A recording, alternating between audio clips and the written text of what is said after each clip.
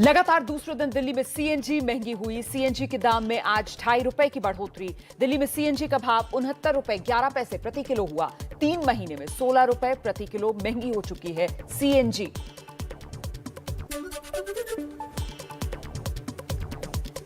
बढ़ती महंगाई को लेकर टीएमसी के सांसदों ने संसद परिसर में प्रदर्शन किया। गले हुए आलू प्याज की माला पहनकर गांधी प्रतिमा के सामने धरना दिया। महंगाई पर प्रधानमंत्री से मांगी सफाई।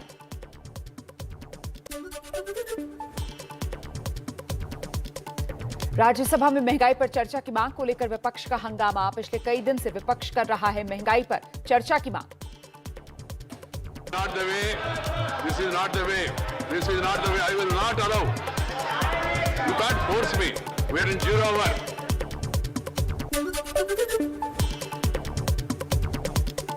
बढ़ती महंगाई को लेकर कांग्रेस का हल्ला बोल। आज कांग्रेस कार्यकर्ता देश भर में कर रहे हैं प्रदर्शन। दिल्ली में कांग्रेस का महंगाई मुक्त भारत अभियान।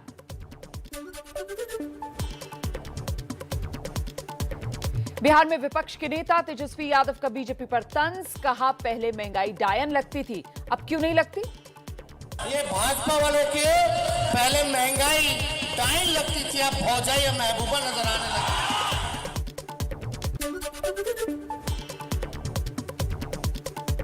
महंगाई के मुद्दे पर पश्चिम बंगाल की सीएम ममता बनर्जी की अहम बैठक। दोपहर 3 बजे बैठक करेंगी। मंत्री और अधिकारी शामिल होंगे।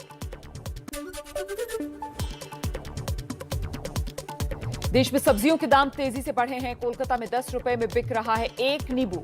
मिर्च भी 200 रुपए प्रति किलो से ज्यादा में मिल रही है।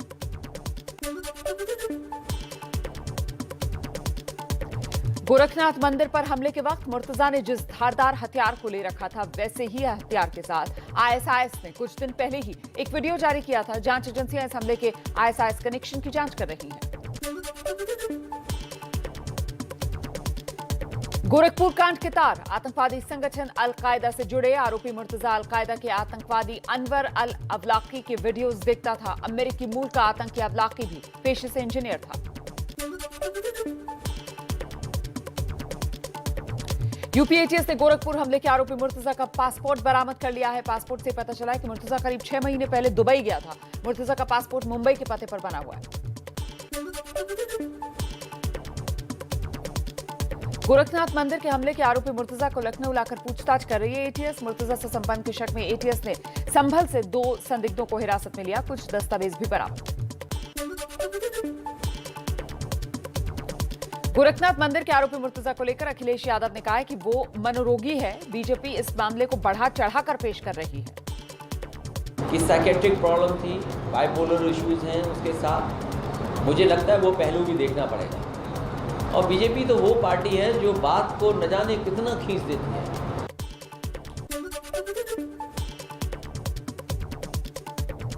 गोरखपुर मंदिर पर हमले के बाद सुरक्षा बढ़ा दी गई है। फुल प्रूफ सुरक्षा के लिए नए उपकरण लगाए जा रहे हैं। कमांडोज की भी तैनाती होगी।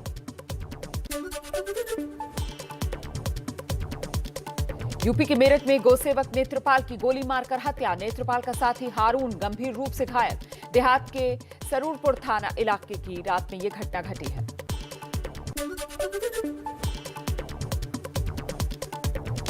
यूपी के कैराना में एसपी विधायक नाहिद हसन के रिश्तेदार पर चला योगी का बुलडोजर। नाहिद हसन के चाचा सरवर हसन ने 10 बीघा सरकारी जमीन पर कर रखा था अवैध कब्जा।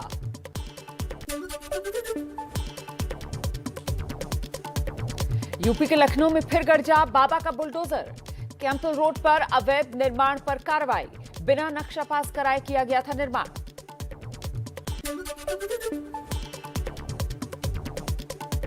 यूपी के कैबिनेट मंत्री और निषाद पार्टी के अध्यक्ष संजय निषाद ने प्रयागराज में लगाए ठुमके। निषाद राज की जयंती के मौके पर देर तक नाचे। राजस्थान के दौसा की डॉक्टर अर्चना शर्मा खुदकुशी केस में आरोपी स्थानीय नेता शिवशंकर की तलाश में जुटी है पुलिस। 50,000 का इनाम भी घोषित। आरोपी की शिवशंकर के दबाव में आकर डॉक्टर ने खुदकुशी कर ली। जम्मू कश्मीर के शोपियां में आतंकवादियों और सुरक्षा बलों के बीच मुठभेड़ खत्म हुई। जान बचाकर भाग निकले आतंकवादी। पिछले 2-3 दिन से सुरक्षा बलों ने सर्च ऑपरेशन तेज कर रखा है। श्रीनगर के मैसूबा में 4 अप्रैल को हुए आतंकवादी हमले का सीसीटीवी वीडियो सामने आया। वीडियो में आतंकवादी सीआरपीएफ जवान पर फायरिंग करते हुए नजर आ रहे हैं। इस घटना में एक सीआरपीएफ जवान शहीद हो गया था।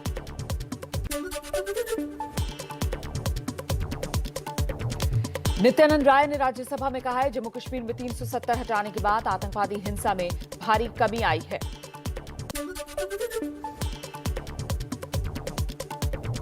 घाटी छोड़ने वाले 610 कश्मीरी पंडितों की संपत्ति वापस की गई।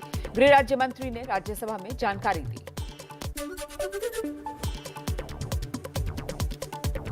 मोदी सरकार अब सेना में भी कॉन्ट्रैक्ट पर भर्तियां करेगी। इस योजना का नाम अग्निपथ प्रवेश योजना रखा गया है। अभी तीनों सेनाओं में करीब 1.25 लाख पद खाली हैं।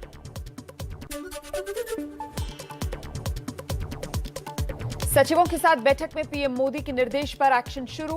मुख्य सचिव ने सभी विभागों को चिट्ठी लिखकर खाली पदों को भरने का आदेश दिया है।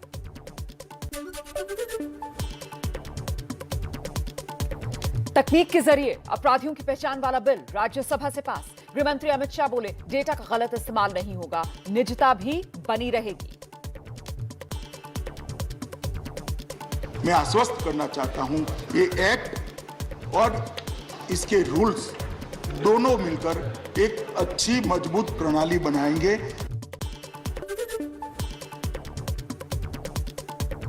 संसद आज अनिश्चितकाल के लिए स्थगित होगी। Lok Sabha speaker Om Prakash Birla press conference करके बजट सत्र के दूसरे चरण में हुए काम की जानकारी देंगे। एनडीआरएफ के वार्षिक सम्मेलन का गृह मंत्री अमित शाह ने किया उद्घाटन। बोरीवली में बीएमसी ने ज्ञान सागर सोसाइटी की बिजली पानी जैसी जरूरी सेवाएं बंद की। सोसाइटी में रहने वाले 400 लोगों ने बिताई अंधेरे में रात। बिना पानी के परेशान हैं लोग। मुंबई में बीजेपी नेता और पूर्व सांसद किरीट सोमैया और बेटे नील के खिलाफ केस दर्ज। शिवसेना नेता संजय राउत के 57 करोड़ रुपए के घोटाले का आरोप लगाया था। 100 करोड़ की वसूली के मामले में महाराष्ट्र के पूर्व गृह मंत्री अनिल देशमुख को 11 अप्रैल तक सीबीआई रिमांड में भेजा गया। पहले ईडी की हिरासत में थे देशमुख। एनसीपी अध्यक्ष शरद पवार ने प्रधानमंत्री मोदी से मुलाकात में उठाया संजय राउत की संपत्तियों को जब्त करने का मुद्दा। संजय राउत ने पवार को शुक्रिया कहा। मुंबई में आज शिवसेना का शक्ति प्रदर्शन। संजय राउत के मुंबई पहुंचने पर निकाली जाएगी रैली। ईडी ने संजय राउत का एक फ्लैट और 8 प्लॉट जब्त किए।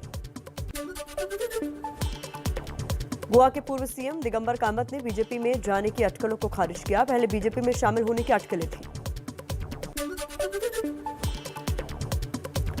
महाराष्ट्र और मध्य प्रदेश में पंचायत चुनाव में ओबीसी आरक्षण से जुड़ी 2 याचिकाओं पर आज सुप्रीम कोर्ट में सुनवाई। सुप्रीम कोर्ट ने पिछले साल 27% ओबीसी आरक्षण की अधिसूचना रद्द कर दी थी।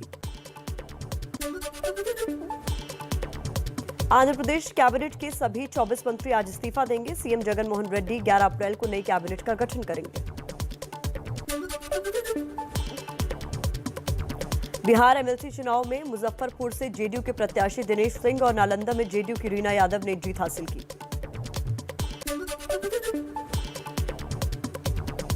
बीजेपी नेताओं को बिहार के डिप्टी सीएम और बीजेपी नेता तारकिशोर प्रसाद का करारा जवाब। बोले, 2025 तक नीतीश कुमार ही रहेंगे बिहार के सीएम। बीजेपी नेता बयानबाजी न करें। पूरे तौर पर पूरे समय तक वो हमारे नेता हैं और हमारे माननीय मुख्यमंत्री हैं और उनके नेतृत्व में हम सब काम कर रहे हैं। बिहार के वैशाली में चिराग पासवान के सामने समर्थकों ने लगाए चाचा पशुपति पारस के खिलाफ नारे।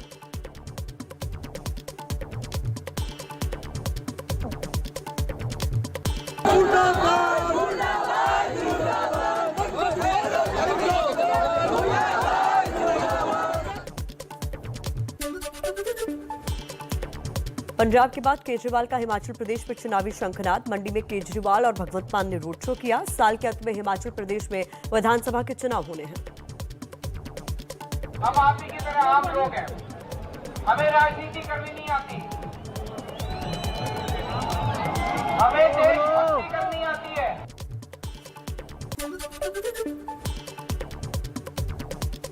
मान सरकार के खिलाफ पंजाब के लुधियाना में प्रदर्शन। मुफ्त बिजली का वादा पूरा न होने पर केजरीवाल पर लगाए झूठे वादे वाले नारे। विश्व स्वास्थ्य दिवस के मौके पर दिल्ली में आयोजित हुआ योग अमृत महोत्सव। आयुष मंत्रालय की ओर से किया गया था आयोजन। पीएम मोदी ने ट्वीट कर लोगों के अच्छे स्वास्थ्य की कामना की।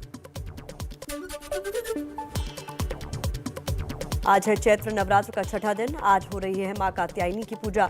दिल्ली के झंडेवाला मंदिर में सुबह सुबह भक्तों ने मां की आराधना की।